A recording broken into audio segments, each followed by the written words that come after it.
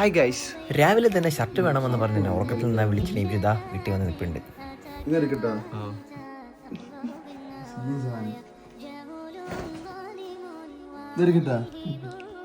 Uniform അത്.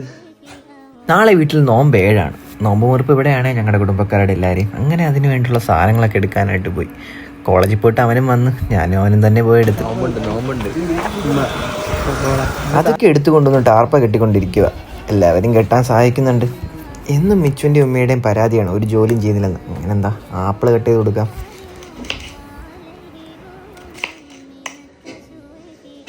നോമ്പൊക്കെ മുറിച്ച് കഴിക്കുന്നതൊക്കെ വീഡിയോ എടുത്തതാ മിച്ചു എന്നെ കളയിക്കൊണ്ടിരിക്കുക. ഉടുപ്പിടില്ല എന്ന് പറഞ്ഞു. ഓക്കെ ഗൈസ്, സഫീർ വന്നപ്പോൾ എനിക്കൊരു വാച്ച് കൊണ്ട് വന്ന്.